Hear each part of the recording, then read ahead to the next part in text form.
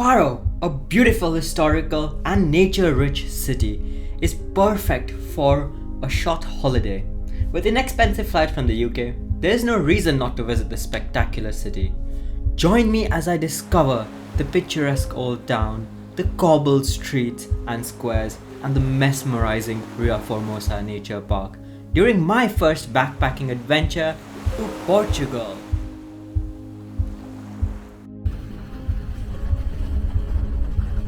During this visit, I got to witness some of the most beautiful scenery and hear some of the most heart-melting nature sounds.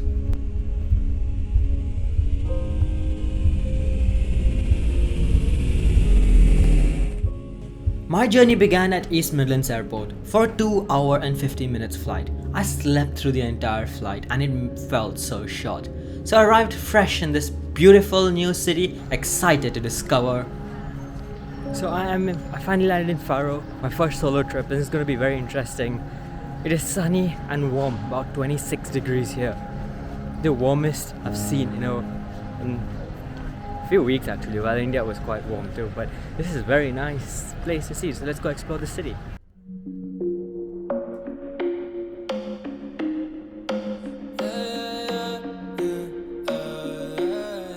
The warm weather wasn't the only welcoming thing. The people in Portugal are so friendly and the streets are so beautiful. It simply takes the stress away from the busy and hectic life in England. So I stayed in a hostel, again for my first time at Tilia Hostel. It was a beautiful place to stay. The first thing I had to visit is the Marina. Well, this is very famous and I had to have ice cream. It's a hot day. And to make this experience better, I could see planes landing into Faro Airport. The final approach looks so beautiful under the setting sun. By the way, here's a very unrequired fact. This Portugal train was actually standing at the other end of the railway station because I was standing very close to the tracks to film it. But this train nevertheless is beautiful with this background of the nature park. So I've booked on for a sunset tour on a boat and I think it's going to be really nice. So it was about 20 euros. I think Portugal is still a fairly inexpensive city compared to the other cities I've been. So I'm quite excited. Let's see. My tour starts in about 10 minutes, so I'll see you guys on the boat.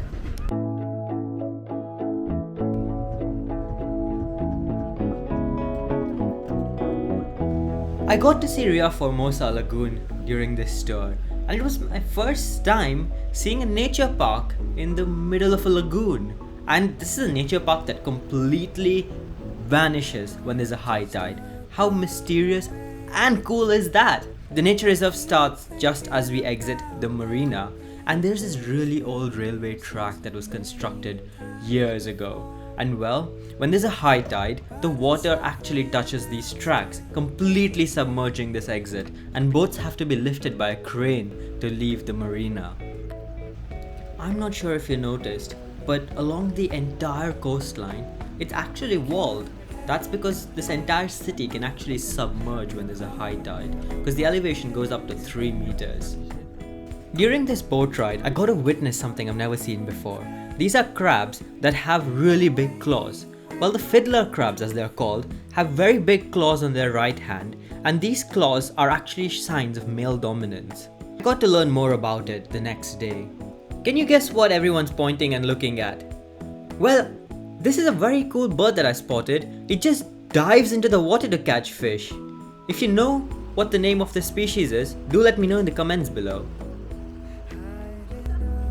The sunset cruise was something not to miss. I'm so happy I actually went for it because I got to see not only the sunset but the really nice reflection of the sun setting on the water, on the crystal still water.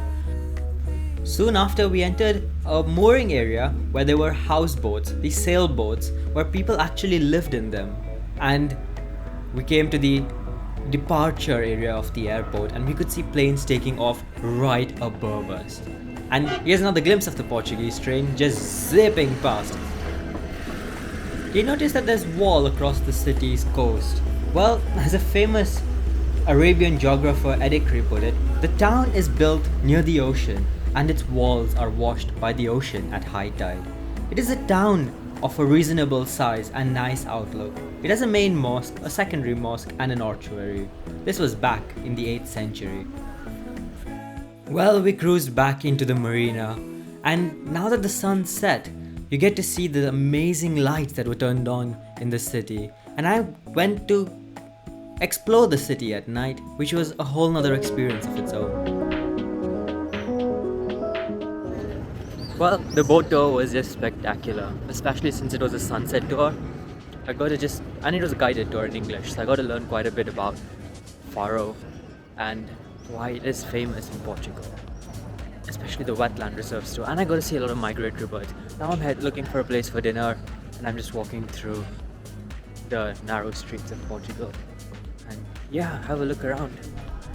We're heading to the Conselho Bivar Street, and well, this street is filled with loads of restaurants, from Italian cuisine all the way to Portuguese cuisine. It's got everything you can imagine. Well, there's a Hindi saying to what I did, apni khichdi alag pakana. Well, I decided to have Indian food, contrary to what my friends were asking me. Well, they all were suggesting to try some Portuguese cuisine, and that's a short glimpse of where I slept that night. Day 2, I woke up with complete excitement and joy, and let's go check out this city. The old town is on the menu today. I spent the last night learning a bit about the history of the city, and well, here you go. During the 8th century, this city was actually conquered by the people of Germanic origin called the Moors, and their occupation would last about 500 years. Before we get into too much history, I stopped for a quick brunch at Namaste Indian restaurant again, and had some really nice food. So I just had my breakfast at the Namaste Indian restaurant again. So now I'm just walking around, seeing if I can get a boat to take me to one of those beach islands. But before that, I'm just walking along the coast, just to see what this city holds and what's there really. Moors' occupation would last about 500 years, and they are the one who gave the name, previously part of Lagos, to Faro. During their occupation, they further improved the city walls that the Romans had built. In 1249, the Portuguese king conquered Faro and integrated it into the Portuguese territory. Well, to conquer this heavily fortified city, the Portuguese brought in massive quantities of wood and burnt the wood in front of the wooden doors. So the wooden doors would burn completely and give in. And when the doors gave in, the soldiers stormed into the city, and since then, it's been a Portuguese territory. Well, it was finally time for me to go on another boat tour, and this time to learn more about the Ria Formosa. In front of us is the heavily fortified wall that the Moors built, and the big gates that you see, the doors, are what the Portuguese soldiers burnt down to storm in. That's part of the old Portuguese Faro town, and where the marina is part of the new town. As the trip began, I got to witness the walls that the Romans and the Moors had built over their occupation. Here's something very famous to this city. There's actually a man, if you can spot. Well, we spotted him swimming across this lagoon, and it's actually a very busy channel where a lot of boats pass by, and it's only those who know who dodge him. It's very risky, but he's out crab hunting. Look at the boat on the other side. He's also known as the crazy man of this area. Well, we went back to see the Fiddler Crabs, and this time I got to see it much closer and much better. Since it was a warmer day, all the Fiddler Crabs had come out. Our guide Paolo is actually a marine biologist, and he had studied at the Faro University, who knows quite a bit about this area. And these crabs, as he told us, actually have these big claws to attract females because they dig burrows very deep and wide, and the females want a big place to stay.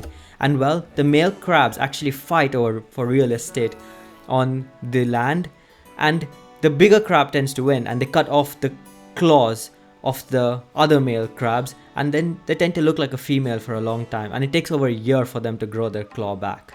Just spending a few minutes on this boat ride, I realized that Ria Formosa is massive. It's over 18,000 hectares. We can just keep going on and we'll reach the other side of Portugal just through this Ria Formosa. I don't think anyone can explain it better than our marine biologist, Paolo. So Atlantic, and the park goes from here to here. Okay, those are the limits. 65 kilometers along the coast, yeah? Okay, so Faro ends, so those houses over there, that's the end of Faro. Just behind this commercial docks, so I can also tell you what it's used for. And Faro here, and then that's at a resort called Quinta do Lago. So Lago means lake. That's where the lagoon starts. It's the lake in the middle of the lagoon. To summarize what Paolo taught us, well, the southernmost tip is the St. Mary's, and that's the end, that's the pier that we're going to go to soon. And that there's an airport located at Faro, even though it's on top of a nature reserve. Well, that's because the airport was constructed in the 1960s, long before it was classified as a nature reserve. Well, the Faro docks are very important to Faro. It carries and handles about 358,000 tons carried by 82 ships with salt, cement, carrots and tuna all going to overseas markets. Have you done bird watching before? Surely it was my first time, and this is a heaven for bird watchers. This nature park sees over 20,000 birds during its wintering period, and it's a stopover point for a lot of migratory birds when they migrate between Europe and Africa. There's even the Ilha Deserta ferry service that takes you between the island and the mainland of Faro. Well, we did a quick stop at Ilha Deserta, or the deserted island. It has a restaurant, self-running, with its own solar panel, water purification system and all that, and a fisherman's house with a very interesting story. He's about a 70-ish around year old person, and he's known for his flamboyant and extravagant parties on his island. Quite different for a 70-year-old man. I'm at one of the southernmost points of Portugal, and it kind of is the part that separates the Atlantic Ocean from the lagoon just behind me. So we've got half an hour to spend here, and I'm gonna get some drone shots, so enjoy the view.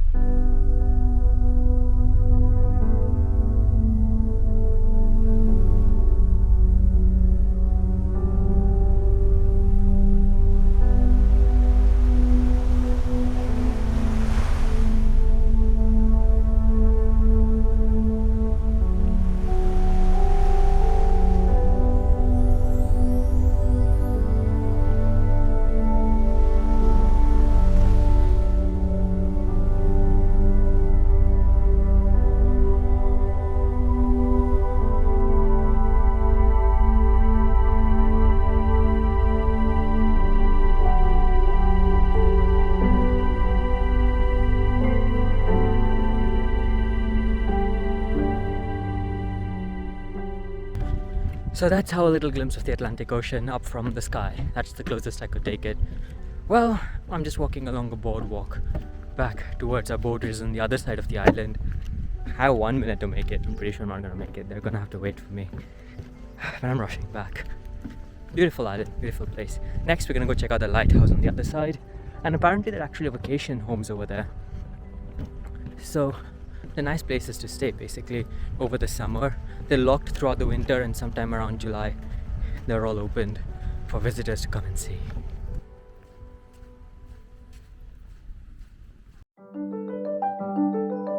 The Lighthouse Island is the next place I got to go to. This is the whole reason I took this trip, to check out this beautiful ancient lighthouse and to walk to the southernmost tip of Portugal. It's actually a pier at the very end of this island, which kind of took me a lot of time to reach the other end, and I nearly missed my boat back because of it. So now on my left and on my right are the vacation homes, which open only during the summer. Currently they look abandoned. The windows, doors, everything have been shut. And it looks like it's been maintained because there aren't any leaves around. I think it's more like an occasional sweep or something like that around. The island is really beautiful and a wonderful place to stay over the summer. Like, you just book a holiday home. There are different sizes, different kinds of homes, and just enjoy the weather really. There's even a water sports center somewhere on this island. This is my first backpacking trip, and I realized it provides a unique experience, and it's a way of seeing more countries at a very reasonable price. And as a student, I don't think this is something that should be missed out, especially since your time is quite limited as a student. So that is it, Atlantic Ocean. I'm finally next to it. I couldn't make it on the other island, which is just down there. But then it's here, we're on the Lighthouse Island. Well, there's nothing that can capture this moment. The heavy bass and the whooshing sounds of the waves. There's something that just needs to be experienced in person to really admire its beauty.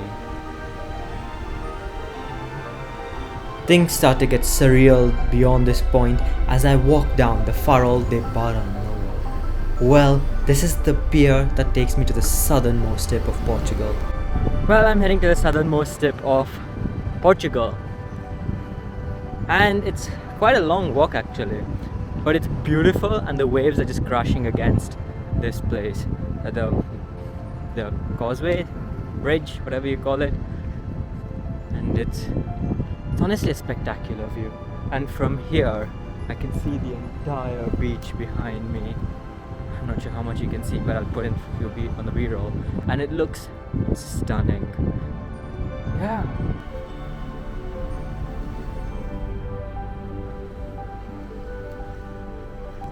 Can you just hear the bass heavy rumble of the waves hitting the rocks?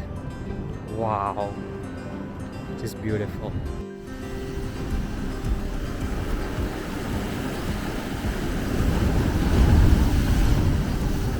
The path that I was walking on was all destroyed by the heavy waves during storms. After that long walk, the feeling of accomplishment just gripped my body.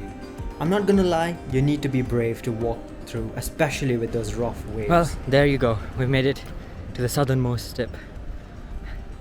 And it's honestly beautiful. And for you physics geeks out there, you can see the diffraction of waves at a pier. We studied this on textbooks, but you get to see it in principle over here. When the waves from the Atlantic Ocean come into the lagoon, it's just diffracting as the gap widens. And definitely no drone shots here because there's just too much gusts. One big gust and it'll just flip my drone over. But these are just views you've got to come in person to experience. And of course you can partly experience it through watching videos like the ones I'm making, but you got to come in person to actually enjoy and feel the roar of the waves. Well, because it was summer, the sun sets pretty late, and look at the clouds, they're so beautiful. And well, I just enjoyed the view as we cruised back towards the city. After a half an hour cruise back to the city, I was pretty hungry. I head down to an Italian restaurant to get some spaghetti and pesto sauce. And it's day 3. I've started off this day on the choo-choo train, a tourist train actually that takes you around the city. So let's go have a look how it is inside. I think it's best to start this train trip on the first day, as it takes you around the old town and shows you the key points where you'd want to go and see. I wish I had done this the first day, then I could plan my trip better.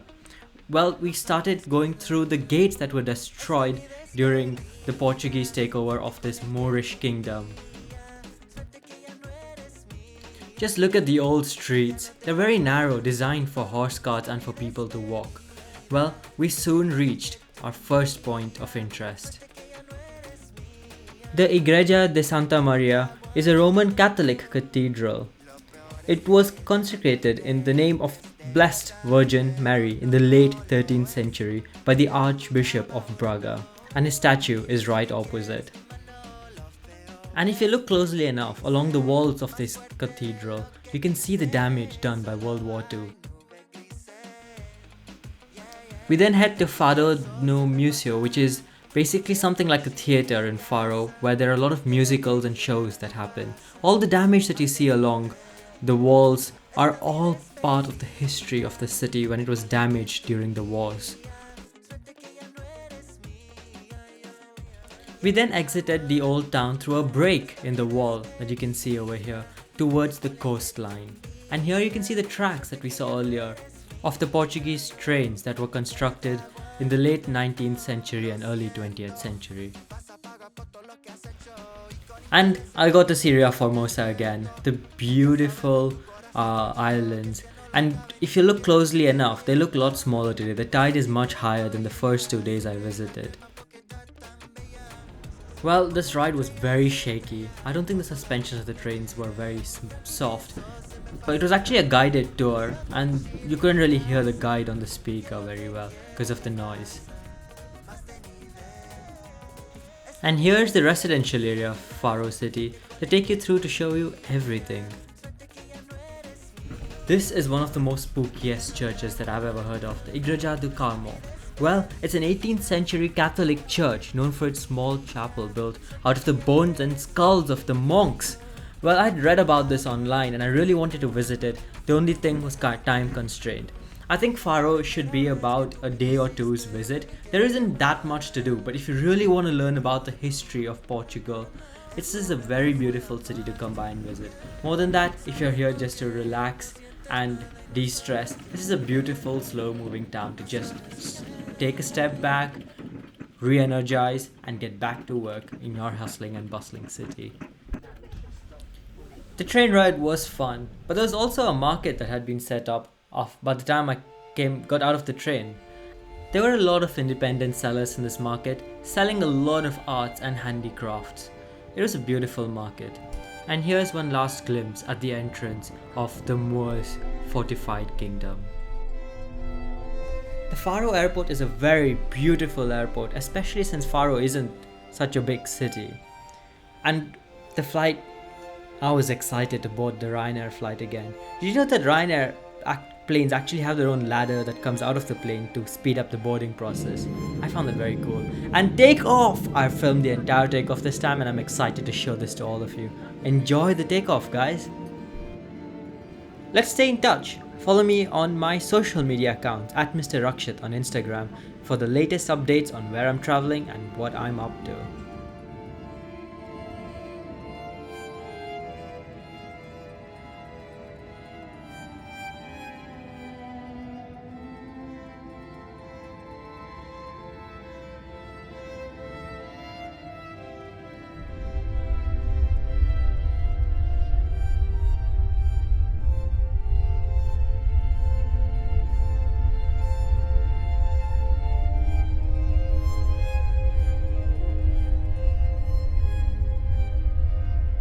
All in all, this was a wonderful trip.